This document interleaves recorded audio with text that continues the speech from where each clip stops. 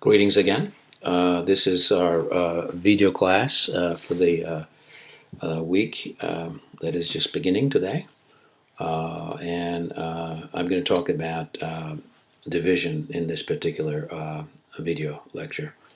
So we just completed our discussion on multiplication, and we looked at different ways of multiplying numbers in binary primarily, even though we also analyzed our algorithms for other representations or in more mathematical forms. So in this case, we're going to go through some two widely used division algorithms that are known as restoring and non-restoring division methods, and that will basically conclude this particular video, at the end of which we will then move on to the next material, which will be floating point arithmetic, but that will not come up until after this. So with all of that said, let me just introduce the notion of division. So when we think about division, we are thinking about an integer which we call a dividend, and we're dividing that by another integer which we call a divisor. And what we were basically doing when we refer to division is to generate two numbers, one of which is called v and called the quotient, and the second one of which is r, called the remainder, so that the dividend d is equal to the divisor, which is u, times the quotient plus the remainder. And of course we do this in such a way that the remainder must be less than, strictly less than the divisor. And the other property that we also enforce is, given that these numbers could be signed, that r to have the same sign as d. And so here's probably an example. When you, for example, try to divide 12 by 5, we have 2 times 5 is equal to 10 plus 2. The remainder sign is the same as the dividend sign. When we have minus 10, then we have an operand divisor that is equal to 3, and then the quotient is minus 3. Then we have, again, 3 times minus 3 is equal to minus 9, plus minus 1, which is equal to minus 10. And that minus 1 is the sign of minus 10, has the same sign as. And when we divide, for example, 14 by minus 4, which is our divisor, we get a quotient of minus 3 and a remainder of 2, so that it shares the same sign with the dividend. And finally, in the case that we have minus 14, which is the dividend, and then also a negative divisor, in this situation we have minus 14 equal to minus 4 times 3, that is minus 12, plus minus 2, which is equal to minus 14, of course, when you multiply these two operands and add this to this. So in all cases, you notice that the sign agrees with that of the dividend. That's kind of critical. Now, one possibility that can develop when you divide a number by another number is that of an overflow. And overflow would happen when you have too small a divisor and too large a dividend, and then restrict your representation space for your quotient. Now, of course, in the most general case, when you have a divisor that's equal to 0, that will always give you an overflow, because no amount of division would ever be able to conclude itself when you're dividing a number by 0.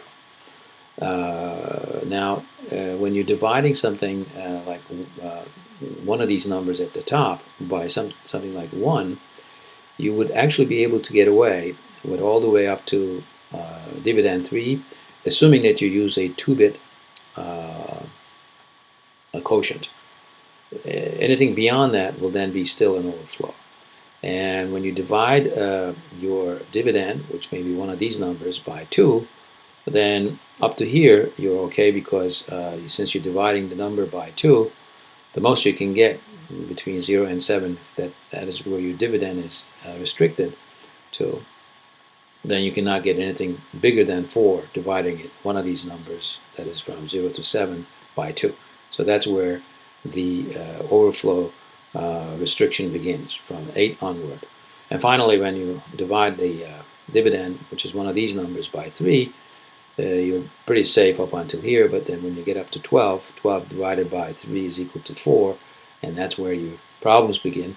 Again, don't forget the fact that we're restricting the number of bits in the quotient here, which is our m, to 2 bits. So with 2 bits, you cannot represent anything more than 4.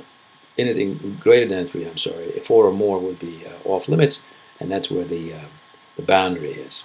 So you can see that about half of these cells are painted green, and the other half, in fact less than half, and then the other are painted red. Now, one way to get around this is to actually give yourself more bits. So if you were to increase, for example, the number of bits in M from 2 to 3, then of course you would be able to represent everything up to, this entire row would be green. And here, the same way, because you divide 15 by 2. If it's integer division, you get up to 7. And so this would be okay. Now here, you would be about here. And then, because with 3 bits, you could go up to 7 here. And this would still be red. And of course, in the first case, it's always going to be red, the first row.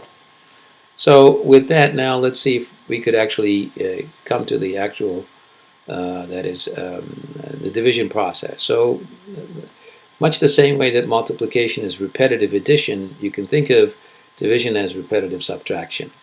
So of course the subtraction can proceed as if we're just taking our divisor and then subtracting it from the dividend. Now of course this if you do it as by way of a plain subtraction, and now we're thinking about basically an m plus n bit dividend, assuming that our quotient would be m bits and our divisor would be n bits. And that means we're going to generate ourselves an n bit quotient.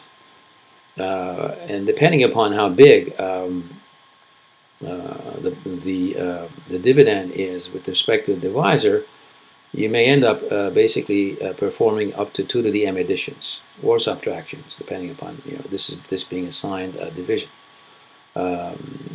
Subtraction would be in play when you're actually dividing numbers of identical sign, and addition will kick in when in fact you're doing the divisions of opposite sign.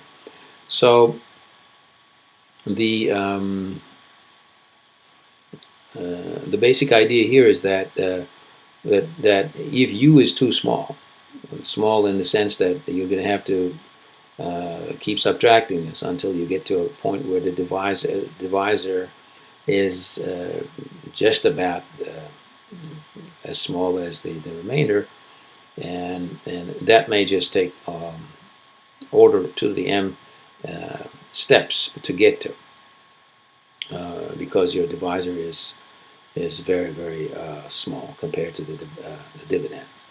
And so that would be basically, we would represent this by d over u, and this would be obviously 2 to the m steps, if you like, because that is going to be your number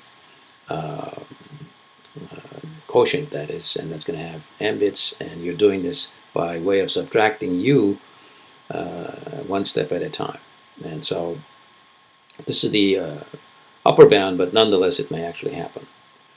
Now, instead of doing this, we could actually do it bitwise, and the crux of the idea is this, and this is called restoring division.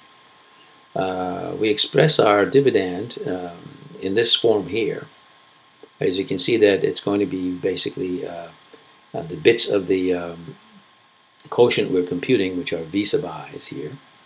And these are the bits we're interested in, multiplied by u, and then we have to have a remainder.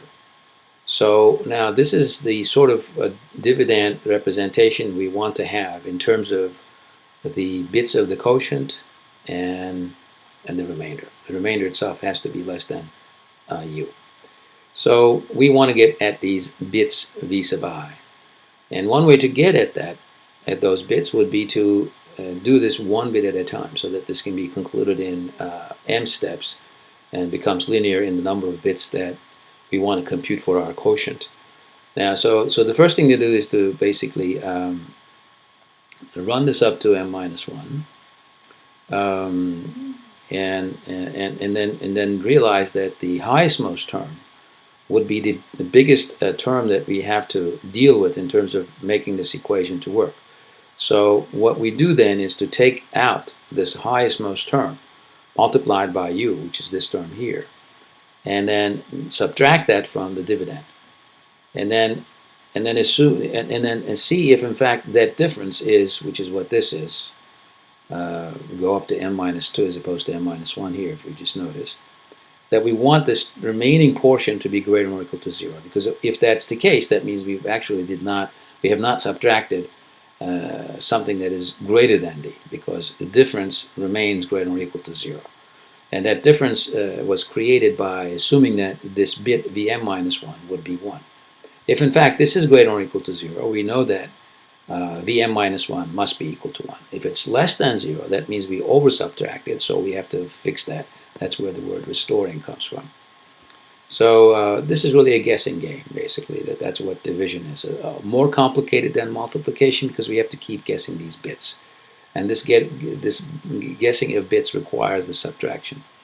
Not only in multiplication we keep shifting and adding without looking at what results we get. But here, each step of the way, we were making the subtraction, we have to check to see if in fact we over subtracted or not. At least in restoring division, that's what we do. Now, this is avoidable when we get to non-restoring division, and that actually makes it easier to implement. So, so I guess I explained this. We could have either 1 and then the rest of the bits to be computed yet, and then 0 and then the rest of the computers to be computed yet. So with that, now let's see if we could just write this maybe as a series of equations here. And so when we first begin, R0 is equal to D, and then R1 itself is R0 minus this bit Vm minus 1 we want to compute times 2 to the m minus 1 times u. And R2 then would be R1, which is this expression, and Vm minus 1 could be 1 or 0. And this could also be 1 or 0. And there is a correction step along the way, and this R1 kind of reflects the original, the difference here with Vm minus 1 being 1 or 0. So in case that we realize it's equal to 0, and that means we don't really alter R1, we set it to R0.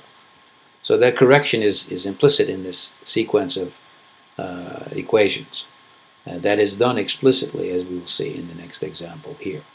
So here's R071, equal to that is. And the steps in decimal are done this way. And we're assuming that in fact we're going to compute 4 bits of a quotient. That means our highestmost term would be V3 times 2 to the 3. And we multiply that by 6. And now we subtract that from 71. And we just find that that difference as it is equal to 8 times 6 is 48 is equal to 23. And that simply tells us that V3 must be equal to 1. And then we take 23 as our next sort of partial, I guess, dividend. And now we proceed from there. So we now want to compute the new remainder, beginning with 23. And then we take the next power of 2 and multiply it by our second bit, V2, second from the left. And again, everything must be multiplied by 6. Now we find that this to be less than 0. If you just do the arithmetic, that 23 minus basically 1 times 4 times 6 is equal to 24. So that being negative tells us that this particular bit must be equal to 0, in which we set it to 0. And that means we now have to restore whatever we computed as R2. Now we got to add back what we subtracted, which is basically this quantity here. That's added back in to get back at 23, which simply means that we really set R2 back to R1, the original value. And this subtraction was basically just told us that this is what we had to do. So we begin with 23, but the power of 2 has been reduced by 1. And now we're computing the third bit from the left, multiplying that by 6. And then subtracting this from R2, which is 23, gives us 11. That means this bit V1 must be equal to 1. Now we got 11. We substitute it into R3's position here. And that minus V0 times 2 to the 0 times 6 will give us basically 5. And that is greater than 0. And then we set the last bit to 1. And this is sort of the binary version of the same. If you do this in binary, you could see that the number that we're trying to express here is the dividend is basically this particular number. That's a 7-bit number, and the position of the divisor is adjusted so that it is actually shifted. So in this case, you can see that it's shifted 1, 2, 3 places. That is because we multiply the divisor by 8 in this case. In the next case, it's going to move closer to the right-hand side. So it's actually now 2 to the 2 squared, that's equal to 4. And then in the end here it becomes 2 to the 1. And finally it becomes 2 to the 0, which is this last step that we performed here. As you can see that the divisor is kind of shifting towards the right as we perform this multiplication. So that's how it works. Now here's the code version of it. As you can see, the main step here is this loop. This is where we compute the bits of the quotient. And so we have m bits to compute, and that's why we run it from 0 to m minus 1. Now this is just a step to prepare the operation for this loop here. And now what you notice here is that in this, and this will be critical as we compare this to the non-restoring division to come later, that we always perform a subtraction. That we cannot run away from the subtraction, and this subtraction actually ends up telling us whether we should have subtracted or not. And this is like the next portion of this loop. If what we found as our next remainder to be greater or equal to 0, we then set the bit of the multiplier, the current bit, excuse me, my cough persists here, and else we set it to 0, and then of course we adjust this is the correction step. You notice that this is done within braces here because we only make this correction if in fact we find this to be less than 0. So the point is that the subtraction is always performed, and this is unavoidable, and the result ultimately tells us that this is going to take basically order m subtractions, and then this testing that needs to be done. Now when we go to non-restoring division, we avoid this correction step. So the correction is not required in non-restoring division, as a result of which you can actually create cellular arrays for this particular sort of method of division, because there's no restoring step involved as in the case of restoring division. So the basic idea is that when we over subtract, we kind of like take care of it in the next step. And so what that really means that we alternate between subtraction and addition in the case that the numbers have the same sign. So here's the idea. Let's say that we're computing r sub I, or r bracket I, which is our remainder in the ith step. Now ordinarily that would be just ri minus 1, the prior division that we performed, and now the remainder that we obtain in the division process prior to this step, and then we subtract from that now the 2 to the m minus I times u, and this will give us our new remainder. But we find this to be negative. In other words, this is the subtraction that we just performed here. It will give us a remainder that turns out to be negative. Well, if that's the case, then we have to make a correction, which is to say we got to add this term, which we just subtracted. And that's what we really get when we make this addition on what we have here. And if you just substitute ri equals this in here, indeed, ri plus 1 would be equal to ri minus 1. That is what we really want. Now, instead of making this correction in this fashion, let me just say it this way. So this correction is applied, and then we're supposed to get basically what we needed. But instead of doing this, um, we would have done this in the sort of ordinary or restoring division. We would have taken Ri, which would have been basically this term, and to get our next remainder, we would have then added this term and then subtracted the next term, which is this term here. So this basically step would have been performed if in fact we were doing restoring division to compute our Ri plus 1. That is our next remainder. So this is what we would have actually done to get at Ri plus 1. And first we would have added this term 2 to the m minus I times u to r sub I, or r bracket I, and then we would have subtracted this from this the next term, which would have been 2 to the m minus I minus 1 times u. And so this, of course, would have been what we would have wanted to have as our next remainder.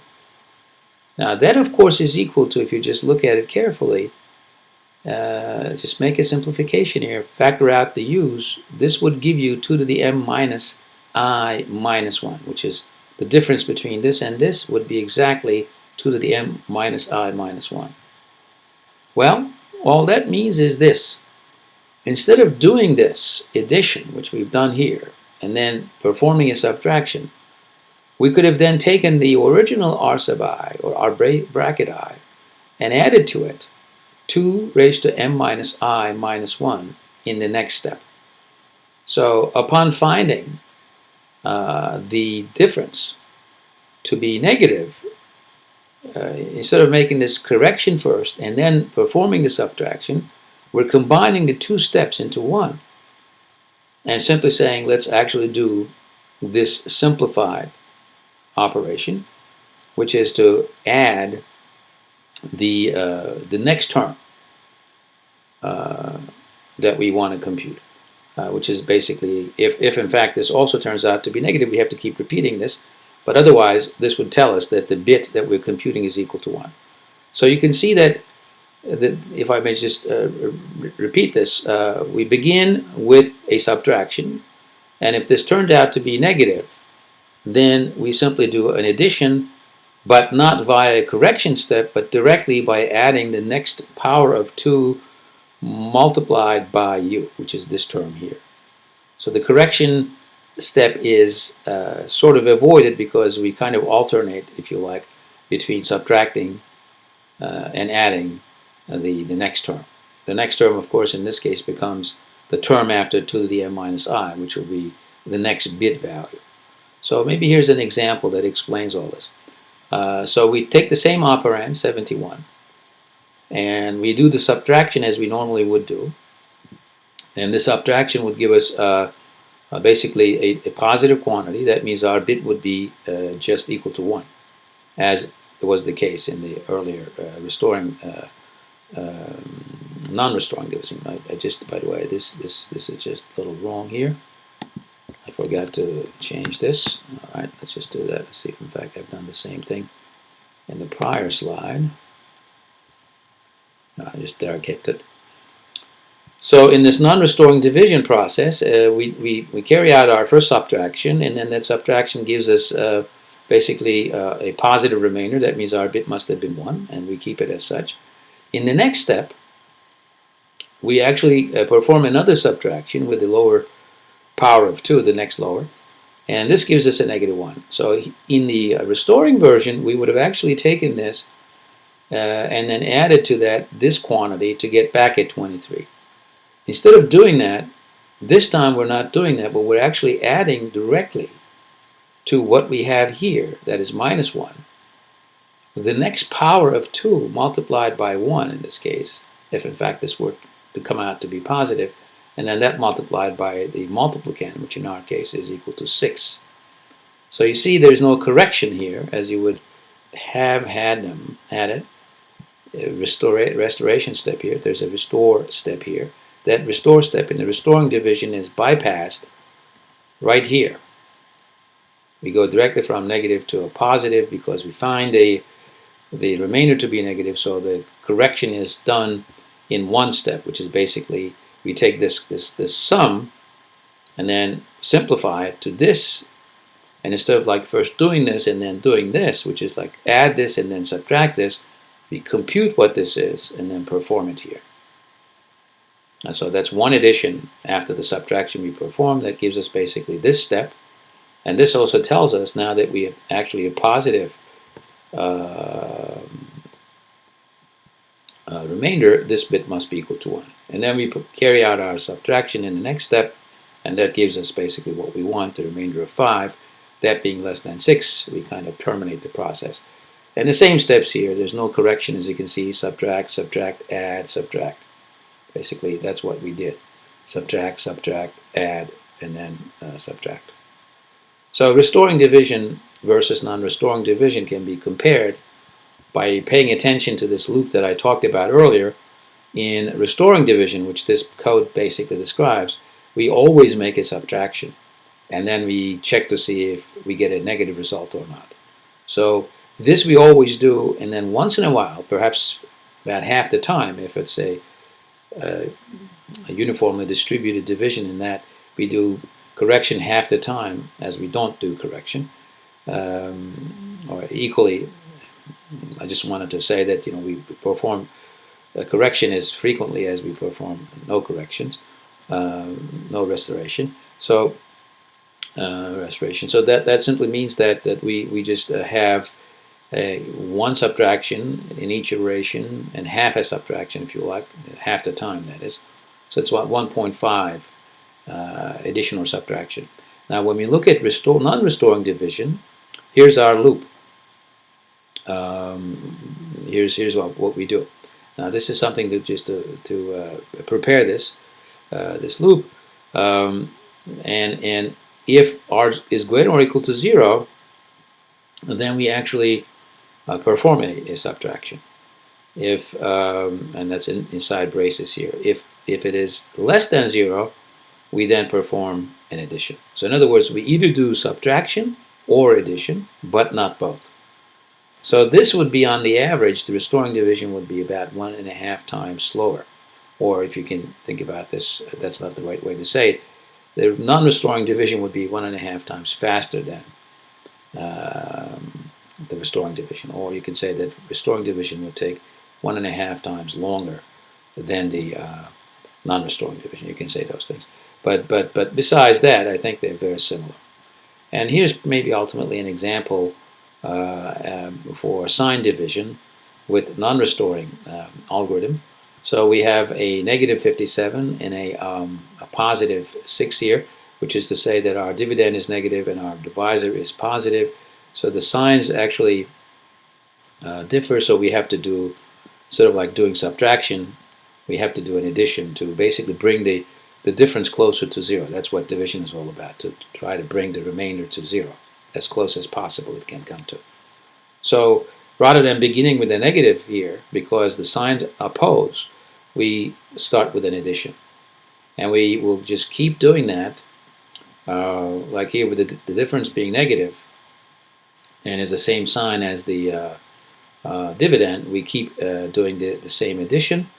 Now here, when we get a positive remainder, which opposes the sign of the remainder, we have to correct this. That means this bit is 0. And the correction, of course, doesn't really get done explicitly, but in the next step, we then perform the opposite operation, which is in this case negative, or subtraction. And then this gives us a positive remainder. That means we still have to perform a subtraction, and that bit becomes 0. And then we perform one other subtraction. And because this remainder turned out to be of a sign that is opposing the sign of the remainder, always remember this. Opposing signs mean means that you have to basically correct, but not in this case. We're not correcting, but we're basically changing the nature of the operation in the next step. And so that's what happens. These steps trigger that. And And so this is ultimately what we generate out of this. So this ultimately is copied down here in binary. It's really no different. It's the same as this set of steps. It's just like expressed in binary. Now in this last case, we have a divider, a dividend, which is negative, but also a divisor that is negative. So because they are of the same sign, we subtract them, and we're going to still watch for the sign of the dividend to be matched by the remainder. So as long as it does, that means we're actually going to perform a subtraction. Now this is how we perform the subtraction, of course, with a negative 6. That ultimately becomes, plus 6, of course, times some number here. And that's what brings this minus 57 closer to 0. So the subtraction, because the signs agree. And then the subtraction leads to a positive remainder. That means we have to correct it. So we just simply perform this addition here, which gives us the 3. I think when I look at here, it seems like I'm going to have to make a change in here. Let me see quickly. This is actually equal to, remainder is equal to 3. So if I put 3 in here, and then this because this is equal to minus 6. I stand corrected. This is fine. Here, of course, we have a minus 6, and the signs oppose. This is not the same as obviously this, because we have opposing signs. So that means ultimately, when we make this correction here, we're just trying to bring it. This is a correction step, if you like. So this is where the 1 bit is generated, 0, 0, and this is where the error was. But the correction is required. Again, never forget that we're not explicitly correcting in this non-restoring division. All we're doing is simply following up in the next step by the opposite operation. And that opposite operation is supposed to simply fix the result here, which is basically 3 here, and then minus 6 is going to give you the minus 3. Okay. In other words, just opposing this sort of operation is what we need to perform here. Just the same way 15 triggered this plus, this 3 also triggered this plus. And just the same way that 15 triggered this minus, the 3 triggered this minus.